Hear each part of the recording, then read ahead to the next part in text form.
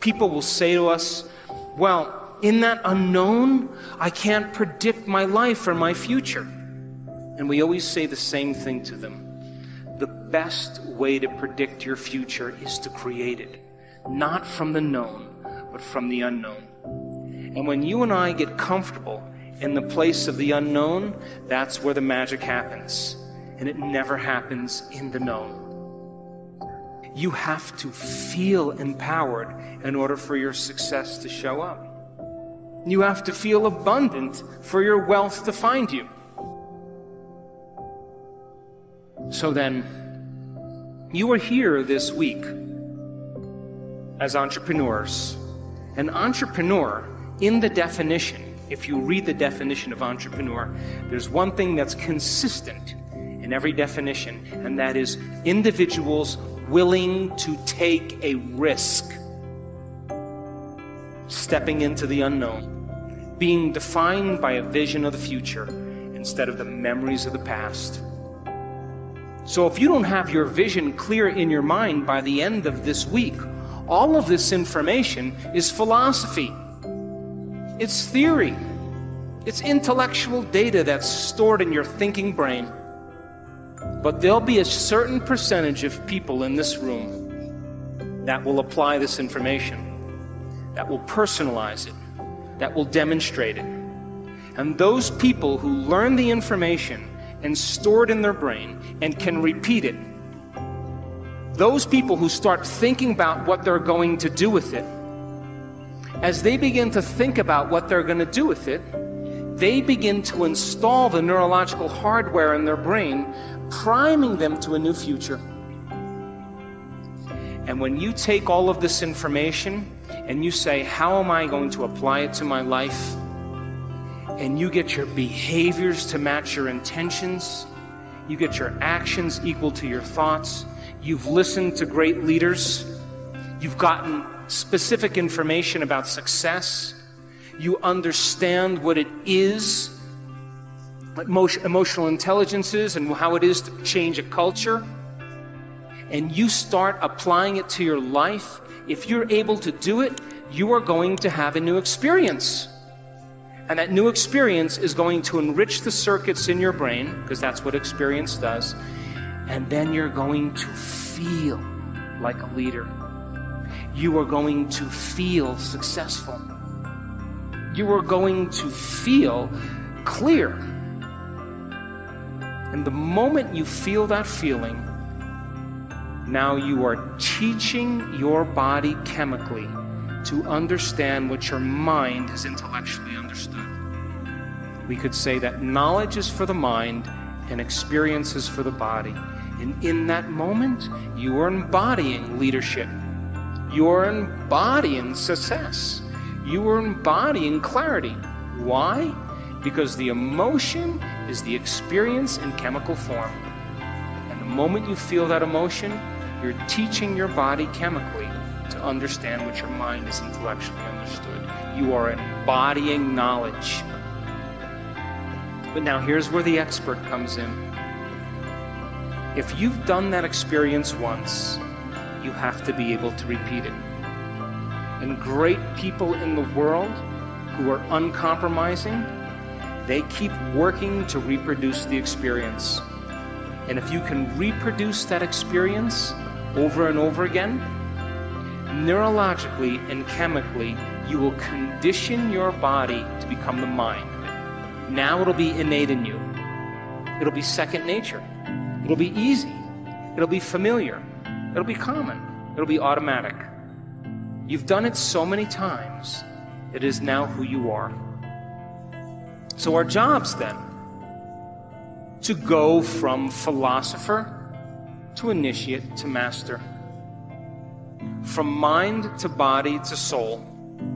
From knowledge to experience to wisdom, and from thinking to doing to being. And you and I have all the biological and neurological machinery to do this. But some people will get all of this information and it'll be philosophical. They'll never apply it. Those people who actually apply it and have the experience once will think that that's defining them. But people who really embody and make it innate in them, the true leaders of the world, it becomes who they are. They don't have to think about leadership. They are leadership. They don't have to think about success. They are success. It's become who they are. If you give people sound information, and then they can repeat that information, they're wiring it in their brain. They're creating a new model of understanding. If you show them how to apply that information, if they do it properly, they will have some type of transformation.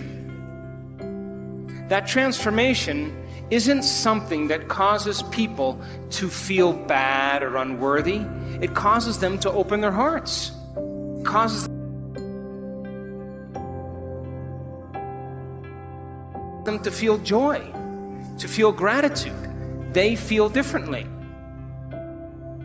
And if you're able to then create that elevated emotion and you teach people more information, they will continue to transform themselves.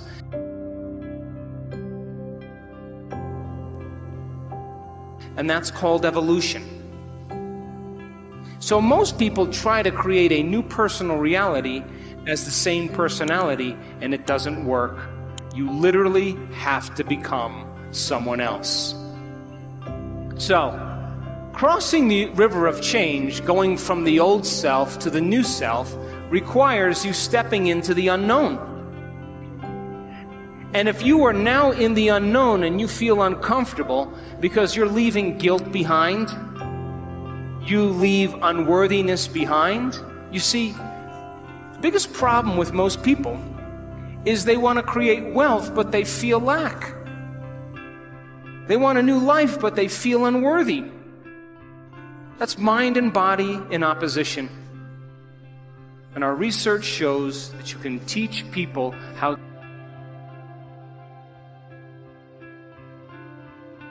to recondition their body to a new mind.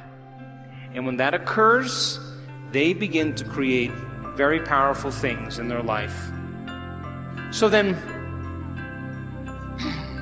most cultures then have a choice. To create a new culture means then you have to define your culture as a vision of the future. But most people, their cultures are based on the past-present reality. What does that mean? We are in a changing world. And the world is changing faster than most people can keep up. And if you are going to stay defined by a memory of the past, you will not keep up with this culture, because we are creating a global culture. So then, what defines the vision of the future to change a culture? And the answer is a very clear intention, a clear purpose combined with an elevated emotion. And when you combine a clear intention, like a vision of the future, along with an elevated emotion of inspiration and joy, you will create an empowered individual. And here's the problem. To the materialist who's waiting for their wealth to show up to feel abundant, they're in their past. The person who's waiting for the success to feel empowered is in their past. The person who's waiting for their healing to feel wholeness, they're in their past. The person who's waiting for their riches to come to feel gratitude, they're in their past. They're materialists. In other words, you have to feel empowered in order for your success to show up. You have to feel abundant for your wealth to find you.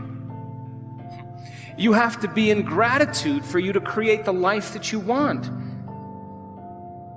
And by you teaching your body emotionally what that future could feel like ahead of the actual experience is changing your biology.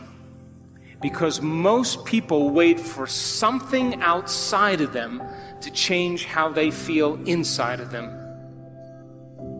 And when something outside of them changes how they feel inside of them, they pay attention to whoever or whatever caused that. and they create a memory.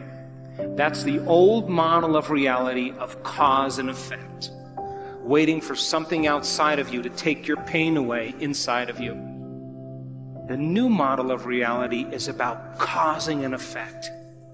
That means then you have to feel gratitude every day for your new experience to occur. You can't wait for your success to feel empowered. You have to be empowered to create the success.